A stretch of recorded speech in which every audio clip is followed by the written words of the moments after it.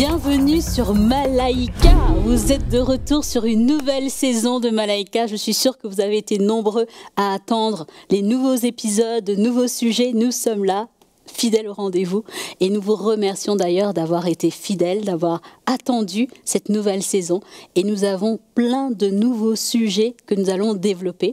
Et nous vous invitons d'ailleurs, en parlant de sujets, à découvrir de quoi nous allons parler aujourd'hui.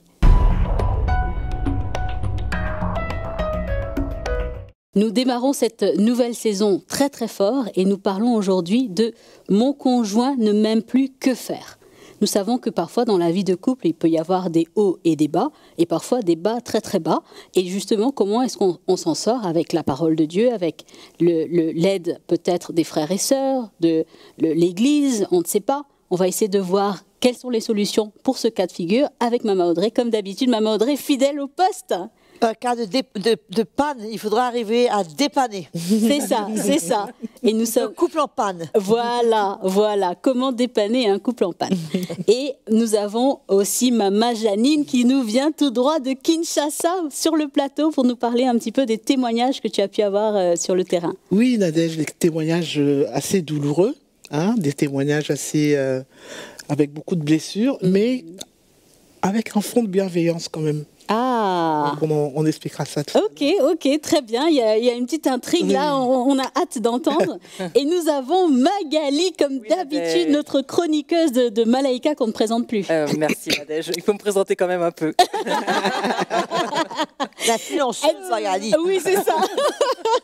Justement, Magali, qu'est-ce que tu nous as préparé pour démarrer? D'abord, on va définir un petit peu tout ça, parce qu'il y a un contexte pour la femme chrétienne africaine qui s'applique à ce thème. Donc, on va en parler, puis il y aura quelques chiffres également, Nadège. Ah, et Maman Audrey, aujourd'hui, nous avons une invitée spéciale qui nous vient tout droit, qui est originaire de Kinshasa, mais qui nous vient tout droit de France. Donc, c'est Jackie qui est avec nous. Jackie, merci beaucoup de prendre le temps de nous partager ton témoignage aujourd'hui.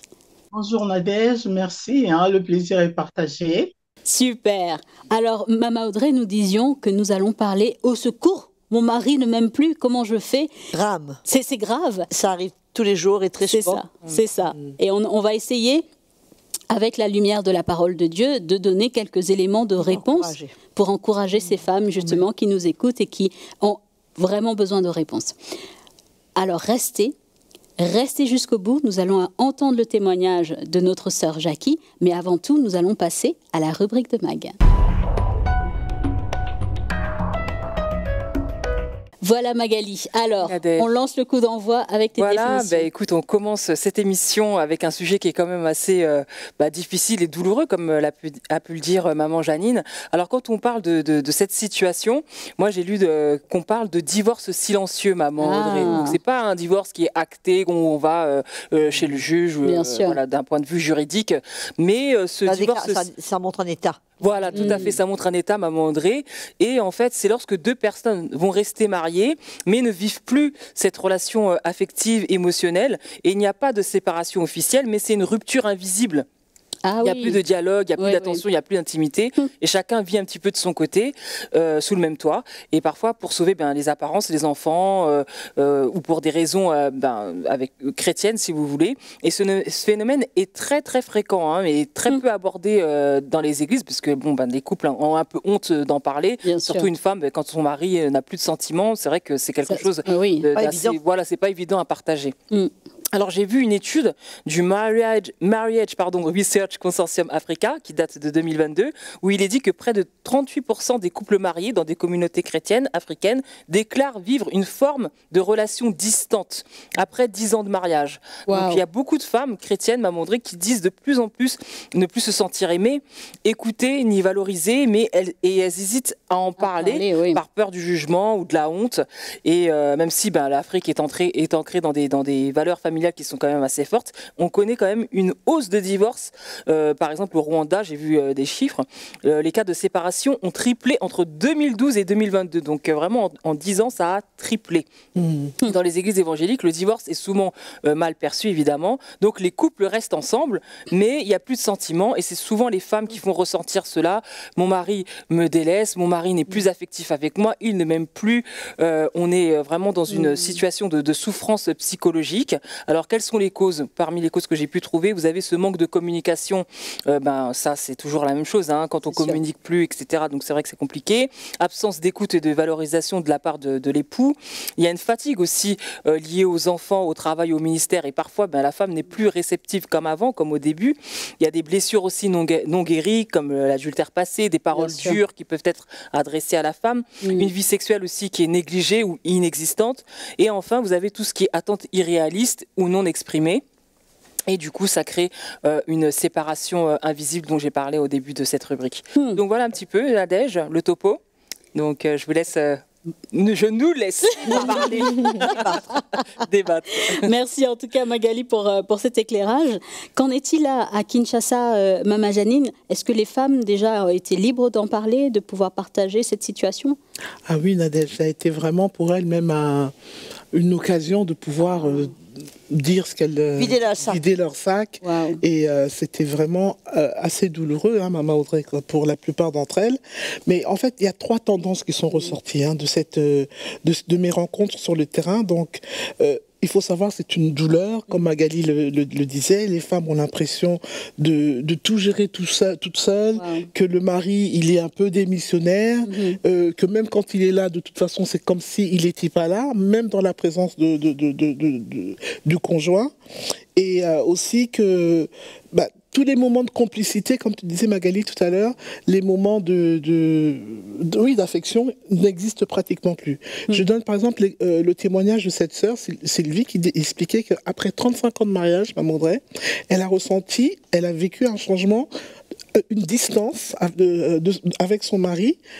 Au début, c'était un homme conquérant, qui était généreux, il exprimait son cœur, son amour, et ce changement est survenu au fil des années, petit à petit, lentement, mais sûrement, et ça montre pour elle, elle veut pas parler de désamour, parce que pour elle, c'est pas ça, ou c'est trop fort, elle n'est pas encore prête, mais c'est une évolution, dit-elle, dans les expressions d'affection. Il y a une deuxième tendance de femmes qui vont dire, mais attendez, le mariage, c'est quand même un pilier à 3, l'homme, la femme et le Seigneur. Et bien souvent, l'attente est mise sur la femme, hein, culturellement, comme on l'a souvent dit, la femme doit tout faire, l'éducation des enfants, elle doit s'occuper de tout, et ça déséquilibre cette harmonie. Et en plus de ça, le mari ne va plus l'aimer, alors que normalement, il devrait la soutenir, et il devrait aussi... L'aimer encore plus. L'aimer encore plus, d'autant plus qu'il y a des enfants, etc.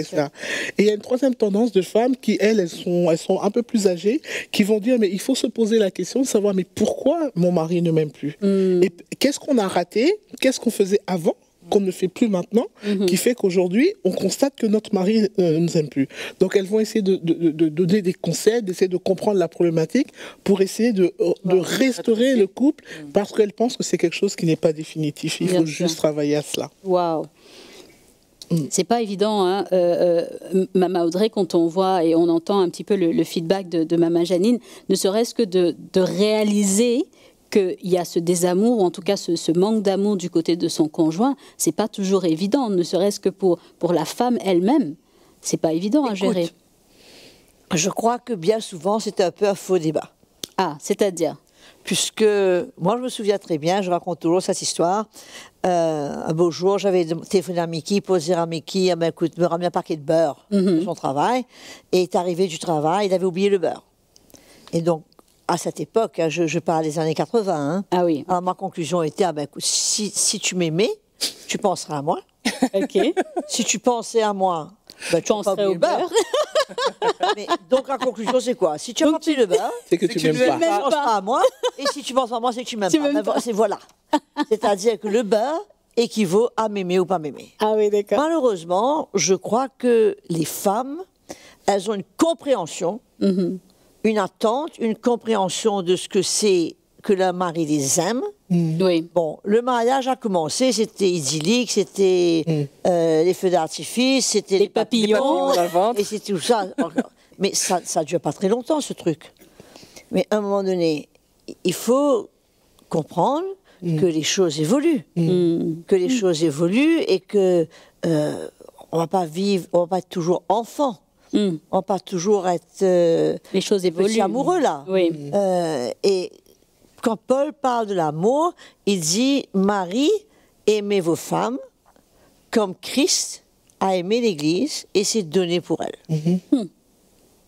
Il ne parle pas de fleurs, il ne parle pas de cadeaux, il ne parle pas de mots extraordinaires. Je ne parlais pas beaucoup du reste. Mais je crois que les femmes doivent arriver à s'adapter et à arrêter les histoires de mon mari, il ne m'aime plus là. Il se peut que son mari l'aime très bien, il est juste occupé. Bon, moi, je vais prendre mon cas. Je peux facilement dire que qu'il ne m'aime pas. Hein. Ah bon? Je vais calculer la communication. Ah oui, d'accord. Il n'est pas quelqu'un de naturellement affectueux. Oui.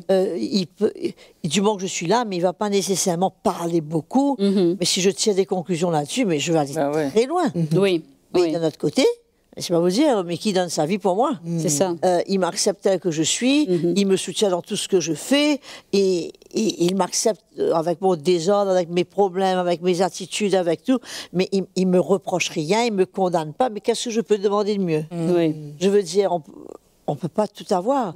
Et bien souvent, il y a ces maris peut-être un mari qui se donne, il travaille dur, peut-être pour pouvoir pourvoir aux besoins de sa famille, il rentre, il est fatigué, il n'est pas dans le mode ma chérie, je t'aime. C'est pas le film romantique. Il n'est pas dans cette logistique-là. Ça ne veut pas dire qu'il n'aime pas sa femme. Exactement. Ça ne veut pas dire qu'il n'aime pas sa femme. Mais je vois que les femmes se font des films. Elles se font des films, elles se martyrisent la vie pour bien peu. Et alors qu'il se peut que le mari, il aime beaucoup sa femme. Bien sûr. Il soit fier d'elle, il l'aime beaucoup. Bon, c'est vrai qu'il y a des cas. Oui, c'est ce que j'allais dire. Parce qu'on va entendre tout à l'heure. Lequel, pas vrai, je sais pas. Mais bon, il y a des cas d'infidélité, il y a des cas ou de désintéressement. Oui. Ou peut-être il y a eu des blessures dans le couple, qui fait que on a entendu tout à l'heure, pas tout à l'heure, on a entendu dans une émission précédente comment la communication se faisait de moins en moins et que le gap, le gouffre s'élargissait entre les couples. Oui. Il peut avoir, mais je crois que la femme a un peu tendance à dramatiser les situations et à, comme dit l'anglais, overreact, surréagir par rapport au paquet de beurre. Et bien sûr. Mais il y a aussi, c'est sûr que l'homme et la femme n'ont certainement pas toujours les mêmes langages de l'amour, mais il y a aussi des cas où véritablement il y a eu un désintéressement jusqu'à un désamour dans le couple. Et on va écouter juste le début du témoignage de notre sœur Jackie et puis on pourra rebondir là-dessus. Jackie, justement, nous avons entendu que tu vas nous donner un petit témoignage de ta situation. Ça s'est passé avec ton mari il y a quelques années. Est-ce que tu peux nous en dire un peu plus? Il y a un peu plus de 24 ans que j'ai eu cette crise-là dans mon couple. Et mon mari est parti loin, à 8 heures de vol, donc au Canada, pendant 4 ans. Voilà, j'étais désemparée avec l'enfant à la maison, mais le Seigneur a fait grâce. On a persévéré dans la vie de prière et voilà. Du coup, quand il est revenu au bout de la 4e année, moi je pensais que ça allait s'améliorer. Non, au contraire. Ça s'est encore empiré parce que j'ai reçu dans la foulée une lettre de la préfecture me donnant une date pour aller comparaître pour le divorce. Et quand je suis arrivée à la préfecture, moi j'ai dit non, que je ne voulais pas divorcer parce que j'avais pas cette conviction-là qu'on se mariait pour divorcer demain. Moi j'ai dit à mon mari que le mariage était quelque chose de sacré. Et voilà. Du coup, quand je suis rentrée à la maison l'année qui a suivi, il est revenu à la maison et depuis ce temps-là, la vie s'est améliorée, on vit dans une harmonie parfaite. Le Seigneur a restauré. Et justement, Jackie, juste pour qu'on comprenne un petit peu le contexte de votre relation, qu'est-ce qui s'était passé exactement dans votre relation de couple? Est-ce que tu avais vu des signes un peu avant-coureurs de ce désamour? J'étais à la fois surprise, mais vous savez, il y a des choses qui nous arrivent, que le Seigneur nous alerte et nous ne faisons pas attention. Moi, je voyais mon mari partir faire, soi-disant, le sport, mais il traînait, il pouvait faire des heures et il revenait. Je sentais qu'il y avait quelque chose qui n'allait pas. Et là-dessus, on n'arrivait pas à communiquer. Jusqu'au jour où il est parti, soi-disant, il avait déjà ses parents au Canada, sa maman au Canada. Il est parti au Canada en vacances et c'est après son départ que j'ai su qu'il avait trouvé une fille qu'il connaissait depuis des années au pays. Et il est allé se mettre avec cette jeune fille-là. De mon côté, je me suis demandé si j'avais fait quelque chose de mal, j'avais raté quelque chose, on se pose mille et une questions, quoi, dans ce cas-là. Qu'est-ce qui s'est passé? Il s'est passé quelque chose. Moi, je n'étais pas au courant, j'étais distraite, je dormais, je ne me suis reproché de rien, personnellement.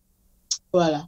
Donc on voit, Maman Audrey, qu'il y a des cas véritables où elle va nous donner un peu plus de détails après, mais où on voit qu'il y a véritablement des cas de désamour dans certains couples. Ça peut arriver que le mari se désintéresse, ça peut être d'autres domaines d'occupation, d'intérêt, d'autres domaines d'intérêt. Ça peut être aussi que la femme a changé beaucoup. Ça, c'est possible. Peut-être qu'elle s'est convertie et pas vraiment lui, et il était engagé. Oui. C'était plus la femme qu'il avait épousée au départ. Mais peu importe ce que c'est. Bien sûr. Dans ces moments-là, il y a le Seigneur, il y a la foi, il y a la prière. On continue à compter sur le Seigneur. On ne se laisse pas descendre dans un tourbillon à pleurer sur son sort. Ça ne va rien changer. Maman Janine voulait rebondir tout à l'heure sur quelque chose. Oui, comme je connais bien cette personne, effectivement, c'est ce que Maman Audrey disait, le fait que elle s'est convertie et que sa conversion a été quand même assez radicale par rapport à lui, donc il ne retrouvait pas la femme qu'il avait aimée, connue. Elle avait beaucoup changé, et du coup, ça fait partie des raisons qui fait que... Et souvent, c'est ce qui revient, même dans les recherches que j'ai faites, quand la femme est beaucoup plus zélée, ça crée aussi parfois une distance. Même sans d'intérêt, et la Bible dit à celui qui, s'il est inconverti et qu'il ne veut plus vivre avec celle qui est convertie, il est libre. C'est normal, puisqu'il a épousé Janine et il retrouve Jeannette. C'est plus ça qu'il a épousé. C'est normal, c'est un peu normal qu'il ne soit pas obligé, puisque la conversion, quand même, quand elle est radicale, tout change. Bien ce que tu faisais avant, tu ne fais plus maintenant. Ce que tu croyais avant, tu ne crois plus maintenant. Ce que tu aimais avant, tu n'aimes plus maintenant. Ce que tu n'aimais pas, tu aimes. C'est ça, c'est une nouvelle personne. Complètement, les centres d'intérêt sont complètement différents. Bien sûr. Donc, moi, j'aimerais savoir, Jackie, comment tu as pu gérer, parce qu'on a appris que c'était sur plusieurs années, à peu près 5 ans, je crois, où cette séparation a eu lieu. Comment est-ce que tu as géré ces 5 années d'attente? Parce que finalement, tu ne savais pas s'il allait revenir ou pas. Qu'est-ce qui allait arriver à ton couple? C'est vrai que dans un premier temps, on est désemparé. On ne sait pas à quel sens se vouer. Et on oublie même qu'il faut commencer par la prière. Je cours à droite, à gauche, je parle aux frères, aux sœurs de l'Église. Mais après, je me rends compte que les personnes à qui tu t'es confié, c'était des personnes qui disaient qui en parlaient autour d'eux et qui ne te soutenaient pas vraiment. À un certain moment, je me suis ressaisie, j'ai dit, mais j'ai le Seigneur avec moi, c'est lui qui a institué le mariage, il est vivant. C'est à force de prier, de lire la parole de Dieu, que j'ai été réconfortée et que je me suis retrouvée dans la paix du Seigneur réellement. Et du coup, moi, je ne priais plus pour que mon mari revienne. Je priais pour qu'il ne perde pas la foi, parce qu'au départ, c'était quelqu'un qui connaissait le Seigneur et qui servait le Seigneur. Donc, ma prière n'était pas pour qu'il revienne, mais pour qu'il ne se perde pas. Voilà. Maman Audrey, comment est-ce qu'on devrait, parce que là je vois qu'elle a quand même bataillé, il lui a donné une lettre, enfin j'allais dire une lettre de répudiation, mais c'est plus ça, une lettre de divorce, elle l'a tenu ferme. Elle a tenu ferme face à l'injonction de divorce. Je crois que c'est la manière de prendre les choses, puisque écoute, ou soit tu abandonnes et tu jettes tes bras, ou tu fais confiance au Seigneur. Nous, on connaît une sœur à l'île Maurice, ici, son mari l'a quittée, est avec une autre femme depuis près de 10 ans. Wow. Mais elle ne lâche pas. Hein. Elle reste dans la foi, elle prie, elle aime son mari, elle attend le jour qu'il revienne. Il revienne, qu'il ne revienne pas, elle est dans la foi. Et faire quoi d'autre? C'est ça. Faire quoi d'autre? Et comme je dis, bien souvent, les femmes souffrent. Je ne suis pas différente. C'est ça. aux souffrances des femmes. Mais c'est vrai, bon, je réagis plutôt à la maltraitance. Ah oui. Alors ça, j'accepte pas. Qu'on maltraite une femme, qu'il y a la violence, que ce soit verbale ou domestique, qu'on ne l'aime pas, qu'on ne l'aide pas. La même chose pour les animaux, c'est pareil. Là, j'aime pas du tout. Mais bien souvent, les femmes, elles surréagissent. Elles surréagissent puisqu'elles ne comprennent pas le cœur du Seigneur, elles ne comprennent pas exactement la différence avec leur mari, et après, ça parle beaucoup. C'est ça. Et comme disait Jackie, les femmes à qui elle a parlé ne l'ont pas encouragée. Elles ont fait que diffuser l'information et en parler, enfin, faire du papotage. Ben oui. Donc, on peut rester au lieu d'être dans l'esprit, prendre les choses dans l'esprit. Par exemple, je vais raconter, je pense à une histoire, une sœur de Paris, de l'église de Paris, qui, un beau jour, nous a téléphoné, Mickey et moi, elle était en larmes, elle avait appris que son mari l'avait trompée et que son mari l'a quittée. Et on l'a encouragé, on a dit, messieurs, on sait que c'est dur et tout, mais tu as deux façons de prendre la chose. Ou tu prends dans la chair et tu tombes dans le fond, ou tu prends dans l'esprit et tu fais confiance au Seigneur. Donc, ça a été une lutte pour elle, mais finalement, elle s'est réveillée à un certain moment, elle a tourné la page, elle a accepté la chose, mais avec un cœur pur de pardon. Bon, quelques années après, elle est morte. Mais aujourd'hui, son mari est converti. Ah, waouh! Il s'est converti au Seigneur, il est à l'église, il sert le Seigneur. Et elle n'a même pas vu, mais elle est morte dans la foi. Incroyable. Elle est morte dans la foi, il a mis de l'ordre dans sa vie, il est venu à l'église, il est venu au Seigneur. Donc, écoute, le mariage, c'est pas quelque chose de très simple, c'est quelque chose, je dirais, de très compliqué.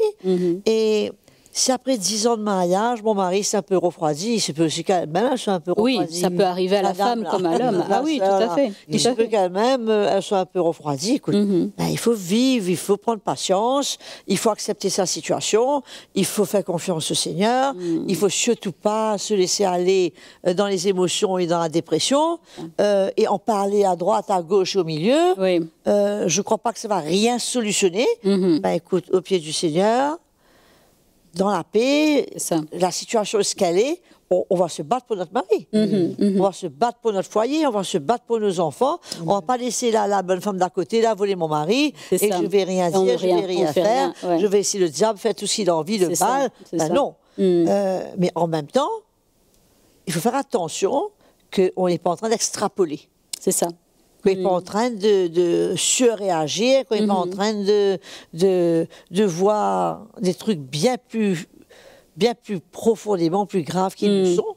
Et parfois, le fait même de penser comme ça peut être le résultat qui perd le mari.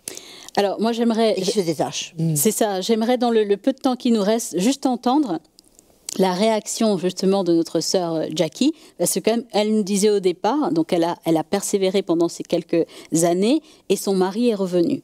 Alors j'aimerais savoir, Jackie, quand il est revenu, quelle a été ta réaction et comment tu as géré ce retour? Quand il est revenu à la maison, moi j'étais déjà dans la paix du Seigneur, parce que bon, je priais pour lui, pas pour qu'il revienne. Ça, je l'avoue. Pas pour qu'il revienne, mais qu'il demeure dans la parole de Dieu. Quand je le vis revenir, c'est vrai que j'étais un peu étonnée, en même temps surprise, mais c'était une bonne surprise pour moi. J'avais un grand frère dans le Seigneur qui m'avait donné cette image-là de quelqu'un qui a acheté une belle robe d'un grand couturier, et que la robe a été volée. Quand tu retrouves ta robe, qu'est-ce que tu fais? Tu le ramènes chez les teinturiers, on nettoie ta robe, tu vas pas la jeter, tu vas la remettre ta robe. C'est cette image-là qui m'avait vraiment donné pour me dire non, ton mari, c'est ton mari, ça fait autant d'années, plus de 15 ans que vous êtes ensemble, il est parti, il revient à la maison, tu dois l'accueillir. Bon, c'est vrai que c'était pas facile, mais bon, avec le Seigneur, il est venu avec des fleurs, il a demandé pardon, il s'est excusé. Mais le problème, c'était de convaincre l'enfant d'accepter la présence de son papa à la maison. Et comme tous les deux, on était dans le Seigneur, je lui ai donné des conseils. Je lui ai dit, tu n'as que lui comme papa, il n'y en a pas d'autre. C'est vrai que ce n'était pas facile, mais bon, avec l'aide du Seigneur, ça a été. C'est incroyable quand on regarde cela. Moi, si j'étais elle, j'aurais sauté de joie. Ah ouais. C'est pas facile. Moi, j'aurais sauté de joie. Elle me rappelle, Rod, cet ami nous dit dans le livre des Actes que les chrétiens priaient pour Pierre qui était en prison. Il priait dans la foi pour Pierre qui était en prison. Voilà que Pierre est libéré de la prison par le Seigneur. Il vient frapper à la porte. On lui dit c'est qui? Il dit c'est Pierre. Elle laisse Pierre dehors. Elle va raconter aux autres. Voilà. Il priait. Ils n'étaient pas dans la foi en tous les cas. Alors, non, mais écoute, je trouve que c'est une grande réjouissance de voir ton mari retourner au Seigneur et retourner à toi. C'est une victoire extraordinaire. C'est ça. Et surtout qu'on voit que... Fêter, comme le veau gras. Tu le veau gras. Ben, mon mari que j'avais perdu, il est retourné. Venez célébrer avec moi. C'est ça. Moi, c'est ce que j'aurais fait en tous les cas. Hein. Et surtout, c'est glorieux de voir comment, déjà, c'est possible, avec l'aide du Seigneur, que ces couples soient restaurés. Il y en a certainement qui nous écoutent aujourd'hui, qui passent par la même situation. Donc, c'est vraiment encourageant de voir ce que le Seigneur peut faire. Au pied du Seigneur, tout se règle. Le mariage, c'est le cœur du Seigneur, c'est son plan. Et n'importe quel couple qui vient vers le Seigneur et veut chercher de l'aide, le Seigneur ne va pas fermer la porte ni dire non. Il dit quel est le père qui ne donnerait pas du pain à ses enfants quand celui-là leur demande? Et lui, il donne il est notre père. Hein. Et c'est son plan et c'est sa volonté. Je ne trouve pas qu'il y a rien d'autre que de lui faire confiance. Ça ne marche toujours. C'est pas qu'il va marcher toujours. Mais quand il revient comme ça, tu le vogueras, on fait la fête, on met la bague, on fait tout. Maman Audrey, je sais qu'il y aurait encore beaucoup d'exemples et d'exhortations à donner, mais malheureusement, nous arrivons au mot de la fin pour clôturer ce sujet aujourd'hui. Écoute, moi, je voudrais encourager les femmes à prendre conscience du danger de leur émotion. De faire très attention. Leur raisonnement et leur émotion peut les emmener, et très trompeur. Peut les emmener à croire et à ressentir des choses qui ne sont pas nécessairement vraies. On peut ressentir des choses qui ne sont pas nécessairement vraies. Et aussi de ne pas en parler, s'il y a quelque chose, à qui cherche de l'aide, de ne pas en parler à tout le monde, à toutes les femmes, mais de chercher des gens avec qui elles peuvent se confier, qui peuvent les aider, qui peuvent les aider à traverser ce moment. Et il se peut aussi que ce qu'elles pensent n'est pas du tout vrai. Et que c'est purement un mauvais feeling. Ça peut être vrai aussi. Et j'aimerais aussi encourager tous les téléspectateurs de ne pas manquer les prochains épisodes de Malaika, puisque on a des super épisodes qui vont suivre. Et il faut surtout en parler, répondre à la nouvelle, téléphoner, envoyer des messages sur votre WhatsApp, faites savoir à tout le monde que Malaika est de retour. Yes, yes. Amen, amen, Maman Audrey. Merci en tout cas pour ces encouragements.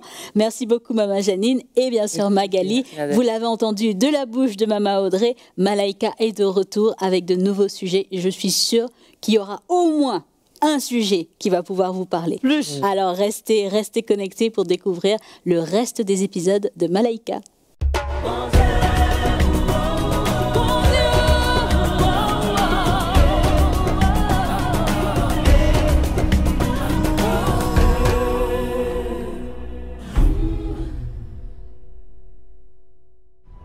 Merci beaucoup d'avoir été fidèles jusqu'au bout et nous voulons vous demander un dernier service. Si vous avez été bénis par ce programme, nous vous invitons vraiment à le partager autour de vous. Et vous savez comment ce programme peut atteindre toutes les personnes qui sont autour de vous avec un seul clic. Alors nous vous invitons vraiment à liker, à partager et aussi à connecter sur tous les réseaux, toutes les plateformes de Malaika pour être bien sûr les premiers informés des prochaines parutions de Malaika. Nous vous disons à très bientôt.